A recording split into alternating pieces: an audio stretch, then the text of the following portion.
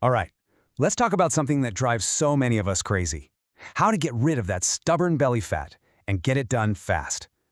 We're going to break down a super practical 5-step plan for anyone just starting out with keto, making it simple and effective right from day one. Okay, let's jump right in. So why is this so tough? If you've ever felt totally buried under all the conflicting diet advice, the complicated counting, and just the sheer amount of information out there, you are not alone. I've been there. It's frustrating, and it's really easy to just get lost and want to give up.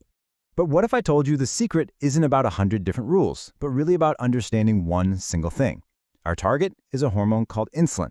The simplest way to think about it is as the body's main fat storage hormone. When your insulin is high, it's literally telling your body to store fat, and it's putting a lock on your existing fat cells so you can't burn them. But when insulin is low, fat burning gets switched on. That's the light switch we need to flip. And here's our game plan. First, we'll cover the belly fat key, so we know exactly what we're aiming for. Then, we'll go through 3 super simple rules for your carbs, your protein, and when you eat. After that, we'll talk about how to make this a long-term thing. And we'll finish with the single most important mindset shift you need to actually succeed. Sound good? Let's go.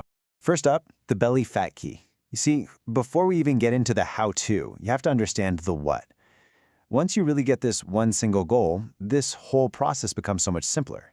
So here it is. The #1 goal of this entire plan is to get your insulin levels as low as you possibly can. When you do that, your body shifts into a state called ketosis. Think of your body like a hybrid car. Most of the time, it runs on carbs. That's the gasoline. But in ketosis, you've switched over to the electric motor, and now you're burning your own stored body fat for clean, steady energy. Okay, so let's get practical with our first tip. This is what I call the 7-cup rule, and it's designed to take all the stress and complication out of counting carbs. Instead of obsessing over every little gram and trying to stay under 20 grams a day, the rule is ridiculously simple.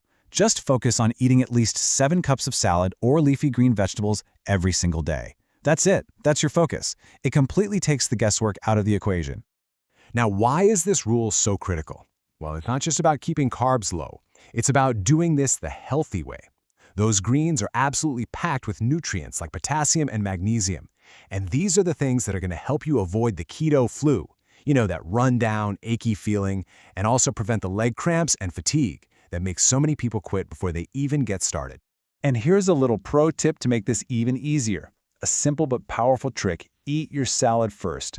Seriously, if you eat your protein first, you might get too full to finish all those amazing vegetables. This little change in order makes sure you get all those vital nutrients in, every single time. All right, on to tip #2, and this one is just as important. I call it the fattier protein rule. It's all about understanding a really key difference in the types of protein you choose and how they impact that target hormone of ours, insulin. So here's the deal. A lot of people don't realize that really lean protein, like a skinless chicken breast or a whey protein shake, can actually spike your insulin more than you'd think. But fattier proteins, we're talking salmon, a good steak with the fat on it, they have a much, much lower insulin response. The takeaway here is pretty clear. Choosing those fattier cuts of protein helps you stay in that deep fat-burning state much more effectively. And now for our third tip, which is honestly the most powerful one of all, the fasting fuel rule. This is where we combine our healthy keto approach with intermittent fasting to really accelerate your results and basically turn your body into a fat-burning machine. It's a really smart 2-phase approach. In phase 1, you actually add more healthy fat to your meals, things like avocado, olive oil.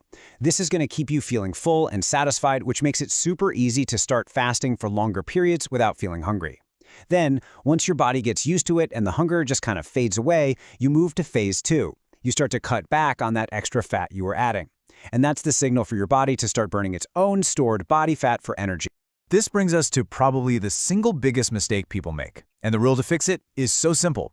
Don't eat if you're not hungry. I know, it sounds obvious, right? But so many of us eat out of habit or because the clock says it's down to eat. Think about it. If your body is already happily burning its own fat for fuel, why in the world would you interrupt that amazing process to eat a meal you don't even really need? Okay, so we've got the rules down, but how do we take this from being just another diet into something you can actually enjoy and sustain for the long haul?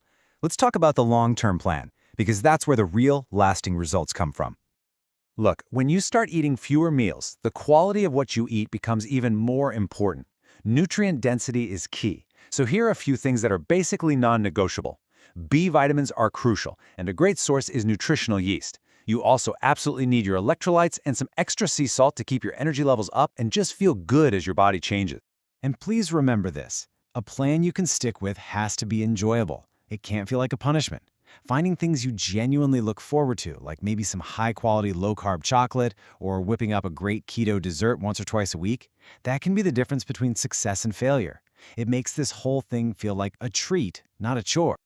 And here's a piece of advice that is so simple, it's almost profound. If what you are doing is working, if you feel great, you're seeing results, the scale is moving, then for the love of everything, don't change it. It's amazing how many people get something good going and then they immediately try to overcomplicate it. If the plan is working, just let it work. Keep going. And that brings us to our final section. And honestly, this might be the most important part of this whole conversation. It's about your new mindset. This is the core philosophy that really ties everything together and makes it stick for good. I want you to let this one really sink in for a second. You don't lose weight to get healthy. You have to get healthy to lose weight. This changes everything. When you grasp this, you realize the weight loss isn't even the main goal. It's just the awesome, natural side effect of getting your body truly healthy again. And that right there is why our focus this whole time has been on the healthy version of ketosis. It's not just about what you're cutting out. It's about what you're adding in. It's about flooding your body with all those nutrients from the 7 cups of salad, choosing high-quality foods, so that you are genuinely healthier at the cellular level. So I want to leave you with this one final thought. A question, really. Forget about the big, overwhelming picture for a minute. Just think about everything we just talked about. The salads, the protein, the timing. What is the one healthy choice, just one small thing, that you can actually start with today?